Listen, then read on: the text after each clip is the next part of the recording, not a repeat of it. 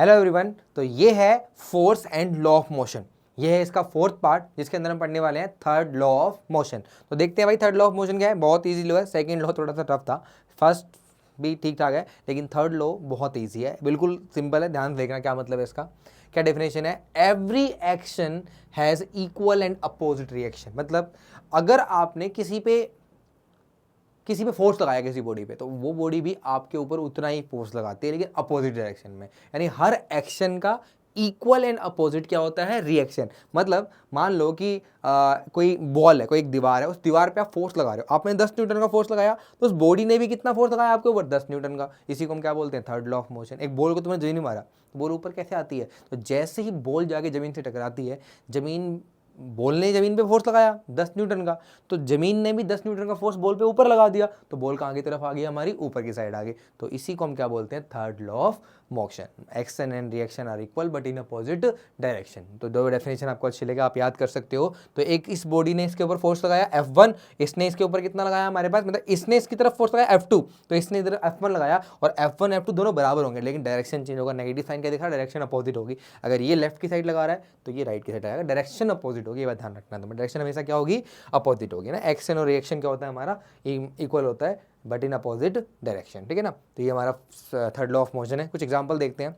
ये रॉकेट जो है कैसे चलता है, रॉकेट कैसे उड़ता है हवा में, तो ये क्या करता है, नीचे की तरफ फ्यूल पंप करता है, एक तरह से क्या करता है, हमारा प्रेशर लगाता है नीचे की तरफ, और इस प्रेशर की वजह से क्या होता है कि ये हवा, इसने जमीन में प्रेशर लगाया और जमीन ने क्या करा, उतना ही फोर्स इसके ऊपर लगा दिया, और रॉकेट कहाँ की तरफ भागने लग गया, हमारा आगे की साइड भागने लग गया। तो इसने फोर्स लगाया जमीन पे, जमीन ने इसके ऊपर अपोजिट फोर्स लगा दिया और कहाँ चल गया, ऊपर चला गया। एक नाव को चलाने के लिए क्या करना पड़ता है, हमें नाव को आगे नहीं धकेलना होता, हमें पानी को पीछे धकेलना होता है। क्यों, क्योंकि आप पानी को पीछे की तरफ धकेलोगे, अपने चप्पू पीछे की तरफ जैसे चलाओगे, तो जो वो आपका चप्पू है, जो पानी है, उस पर क्या करेगा, अपोजिट फोर्स लगाएगा। तो आपने ऐसे चलाया, फोर्स कहाँ की तरफ लगी, आगे की साइड, तो आपका नाव कहाँ की तरफ जाएगा, आगे की साइड जाएगा, है ना भाई।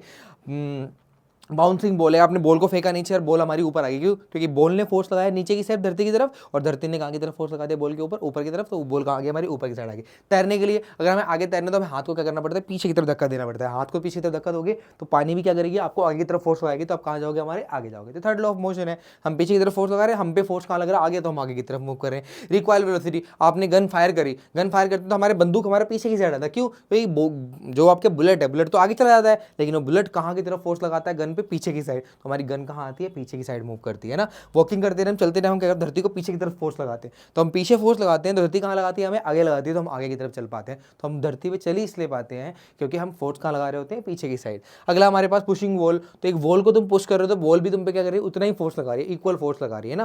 फिर उसके बाद बैट को तुम हिट करते हो, तो आपको क्या आता है, एक तरह से झटका आता है। क्यों, क्योंकि जब बॉल को पुश कर, मतलब बॉल को मारते हो, तो एक तरह से क्या होता है, वाइब्रेशन फील होती है, क्योंकि जो आपने फोर्स लगाया बॉल के ऊपर, तो बॉल ने आपके ऊपर फोर्स लगाया, तो आपको क्या हुआ, फील अपोजिट फोर्स हुआ। तो ये थर्ड लॉ ऑफ मोशन के एग्जांपल्स थे कुछ हमारे, ठीक है ना। चलते हैं अगले टॉपिक पे, हमारे कंजर्वेशन ऑफ मोमेंटम। देखो ये मतलब सिलेबस से हटा हुआ है, बस थोड़ा सा टॉपिक है, देख लो।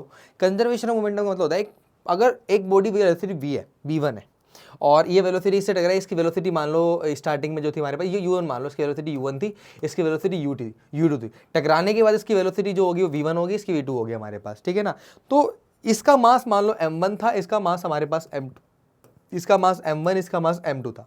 तो अगर इसकी इनिशियल मोमेंटम, सब मोमेंटम मिलाओगे, तो इसका मोमेंटम क्या था, m1 u1, इसका मोमेंटम कितना था, m2 u2, इसका मोमेंटम कितना है अभी, m1 v1, और इसका मोमेंटम कितना हमारा, m2 v2। तो कंजर्वेशन ऑफ मोमेंटम कहता है कि नेट मोमेंटम हमेशा सेम रहता है, जब तक कि कोई एक्सटर्नल फोर्स ना लगे। अगर बॉडी आपस में टकरा रही है, तो उसका टोटल सम ऑफ मोमेंटम हमेशा सेम रहेगा, चाहे पहले चाहे बाद में। तो इनिशियल मोमेंटम का सम कितना था, m1 u1 plus m2 u2, और बाद में कितना हो गया हमारा, m1 v1 plus m2 v2। तो यानी m1 u1 बराबर किसके होगा, m1 u1 plus m2 u2 बराबर किसके होगा, m1 v1 plus m2 v2 के। इसी को हम क्या होते हैं, law of conservation of momentum, है ना। कंजर्वेशन मोमेंटम हमेशा कंजर्व रहता है, जितना इनिशियल मोमेंटम होगा उतना ही फाइनल मोमेंटम होगा। तो आप कह सकते हो कि m1 u1 ये इनिशियल मोमेंटम है पहली बॉडी का, दूसरी मोमेंटम का इनिशियल m1 u2, और दूसरा क्या हो जाएगा, फाइनल मोमेंटम क्या हो जाएगा, m1 v1 पहली बॉडी का मोमेंटम, और फाइनल मोमेंटम क्या होगा, दूसरी बॉडी का m2 v2। इन दोनों का जो सम होगा हमेशा क्या होगा, सेम होगा। इसी को बोलते हैं हमारा law of conservation of momentum, ठीक है। चलते हैं नेक्स्ट अपने कॉन्सेप्ट के ऊपर। अगला है ये थर्ड लॉ ऑफ मोशन के कुछ हमारे एक्शन रिएक्शन है। रॉकेट और जेट इंजन जो होते हैं हमारे नीचे फोर्स लगाते हैं, तो रॉकेट में फोर्स कहाँ लगता है, ऊपर, तो रॉकेट हमारे ऊपर उड़ जाती है ना। स्विमर जो होता है वो बता, सारे एग्जाम्पल बता दिए मैंने आपको। स्विमर जो होता है पानी के पीछे की तरफ फोर्स लगाता है तो कहाँ की तरफ जाता है, वो आगे जाता है। लैंग्वेज में लिखा हुआ बस, ताकि लैंग्वेज आपको बता देगा कि लिखना कैसे, तो एक बार उसको ध्यान से देख लेना, पढ़ लेना अच्छे से। वॉकिंग करते टाइम हम फोर्स कहाँ लगाते हैं, पीछे लगाते हैं, और हम कहाँ जाते हैं, आगे की साइड जाते हैं ना। तो ये सारे एग्जाम्पल्स हैं हमारे। आगे चलते हैं अपने क्वेश्चन की तरफ। ये है which of the following is an example of Newton's third law of motion. इनमें से कौन सा एग्जाम्पल है Newton third law of motion का। A ball falling to the ground, ball falling कर रहा है तो ये तो नहीं है। A gun requiring when a bullet is fired, मैं बताया ना मैंने, अगर तुम गन को फायर करते हो तो आपकी गन पीछे आती है, क्यों, क्योंकि action and reaction are equal but in opposite direction. Bullet तो आगे चलेगी लेकिन गन पे फोर्स कहाँ की तरफ लगा, पीछे, तो इसी को हम क्या बोलते हैं, थर्ड लॉ ऑफ मोशन। का आंसर क्या हमारा, अ gun requiring when a bullet is fire. तो ये आपका एग्जाम्पल है थर्ड लॉ ऑफ मोशन का। चलो नेक्स्ट पे चलते हैं, अगले क्वेश्चन पे। अगला क्वेश्चन क्या पूछ रहा है, a person jumps out of a boat on to the bank, the boat moves backward. भाई क्या हो रहा है, एक नाव है, नाव के ऊपर बंदा है, वो क्या कर रहा है, नाव से ऊपर की तरफ चढ़ रहा है, कूद रहा है नाव से, तो क्या हो, नाव पीछे जा रही है, क्यों, क्योंकि देखो नाव पे आपको नाव से आगे जाना है, तो आप कहाँ फोर्स लगाओगे, पीछे। अगर नाव पे पीछे की तरफ फोर्स लगेगी तो नाव कहाँ जाएगी, पीछे जाएगी। इसीलिए जब भी कभी वोटिंग करने गए होगे, तो जब आप उतर रहे होते हैं ना, तो जो आपका जो भी वोट वाला होता है वो बोट को पकड़ लेता है पूरी जान से, क्यों, क्योंकि अगर आप चलोगे उसके ऊपर, आप